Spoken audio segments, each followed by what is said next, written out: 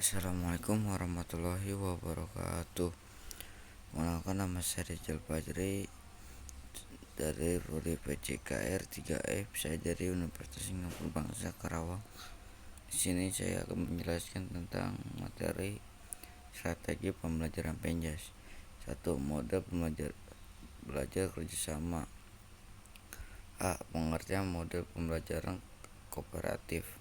Menurut Videoson dan Warson, pembelajaran kooperatif adalah mode pembelajaran yang mengelompokkan siswa untuk tujuan menciptakan pendekatan pembelajaran yang beraktivitas yang mengintegrasikan keterampilan sosial yang bermuatan akademik. Sylvin menyatakan bahwa pembelajaran kooperatif adalah suatu model pembelajaran di mana siswa belajar dan bekerja sama dengan kelompok-kelompok kecil. Cara kooperatif yang anggotanya terdiri dari 4 atau 6 orang dengan struktur kelompok heterogen. Jadi dalam mode pembelajaran kooperatif ini siswa bekerja sama dengan kelompok-kelompoknya untuk menyelesaikan suatu permasalahan. Dengan begitu siswa akan bertanggung jawab atas pelajarannya sendiri dan berusaha menemukan informasi untuk menjawab pertanyaan-pertanyaan yang diberikan kepada mereka. Tujuan mode pembelajaran kreatif. Tujuan mode belajar kreatif. Tujuan mode belajar kreatif adalah hasil belajar akademik siswa meningkatkan dan siswa dapat menerima berbagai keragaman dan temannya serta berkembangkan keterampilan sosial. Johnson menyatakan bahwa tujuan pokok belajar kreatif adalah maksimalnya belajar siswa untuk meningkatkan prestasi akademik dan memahamkan baik secara individu maupun secara kelompok. Leusel dan Deschames juga menambahkan karena siswa bekerja dalam satu tim, maka dengan sendirinya dapat memperbaiki hubungan di antara para siswa dari latar belakang etnis dan kemampuan mengembangkan keterampilan proses dan memecahkan masalah. Prinsip dasar model pembelajaran kreatif. Prinsip dasar pembelajaran kreatif sebagai berikut. Yang pertama, setiap anggota kelompok bertanggung jawab atas segala sesuatu yang dikerjakan dan kelompoknya dan berpikir bahwa semua anggota kelompok memiliki tujuan yang sama. 2. Dalam kelompok terdapat berbagai tugas secara merata dan dilakukan evaluasi setelahnya. 3. Paling membagikan pimpinan antara anggota kelompok untuk belajar kerjasama dan belajar. 4. Setiap anggota kelompok bertanggung jawab atas semua pekerjaan kelompok.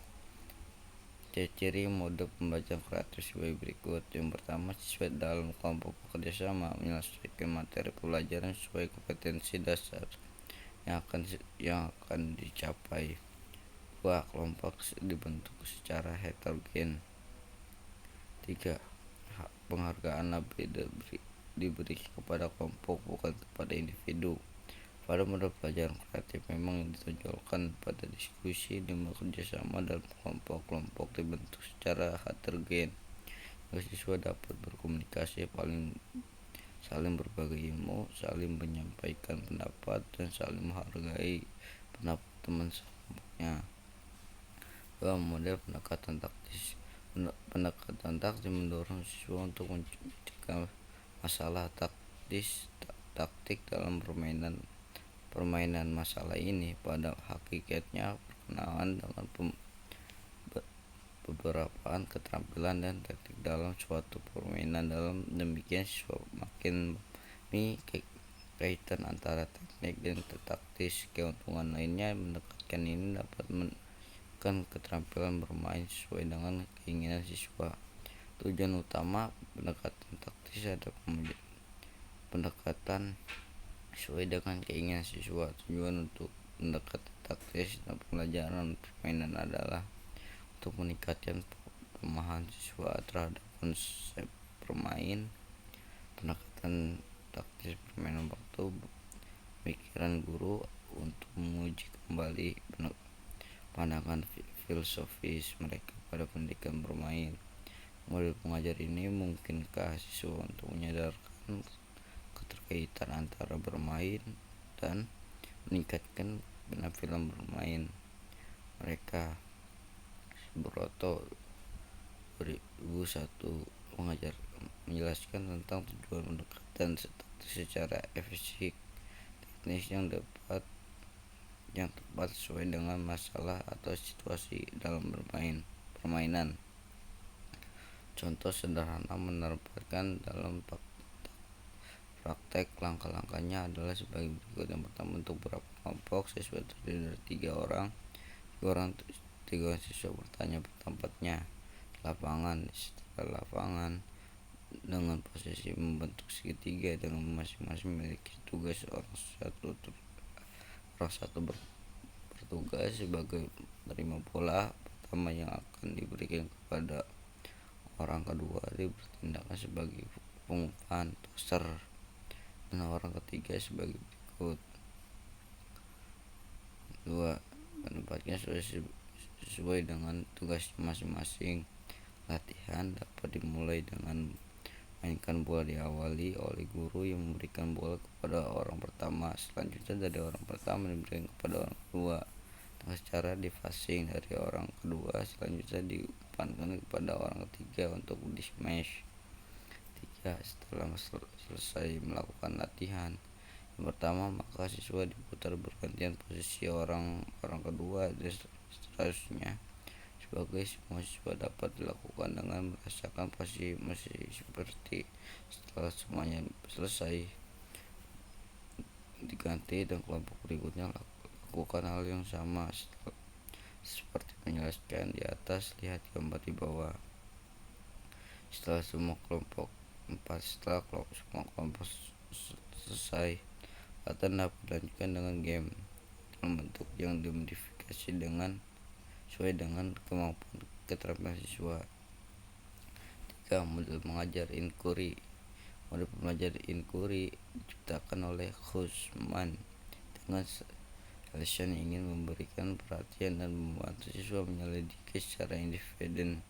Namun dalam suatu yang teratur, ini menginginkan agar siswa menanyakan mengapa suatu peristiwa itu terjadi, memperoleh dan mengolah data secara logis, dan agar siswa mengembangkan strategi intelektual mereka yang mendapatkan siswa yang baru.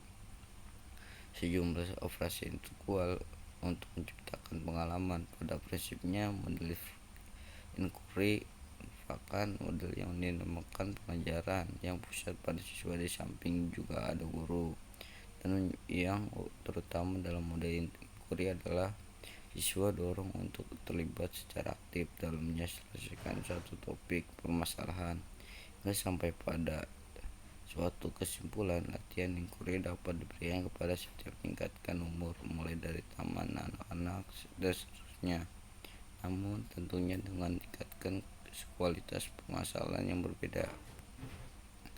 Berikut ini ada contoh penerapan model pembelajaran inquiry dan pembelajaran pendidikan jasmani. Pemanasan. Pemanasan. 1. Berbaris, berdua, dan mengabsen. 2. Melakukan lari, peregangan dinamis dan statis.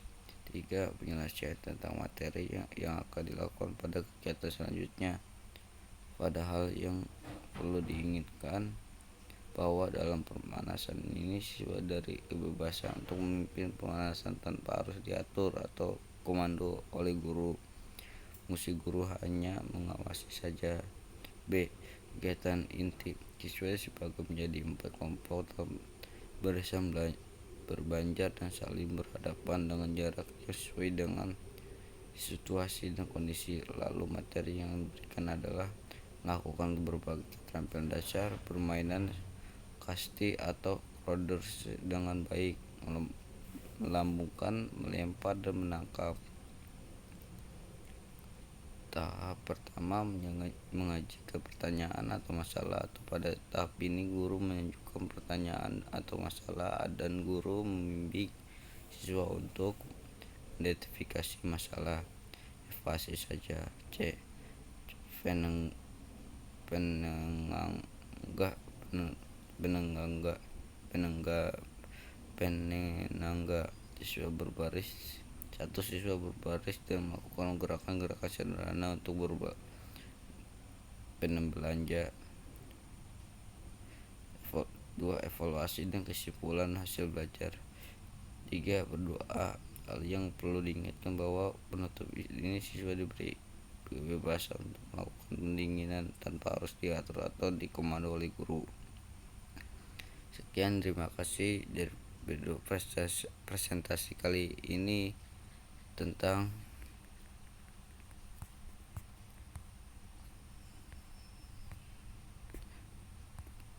strategi pembelajaran Penjas.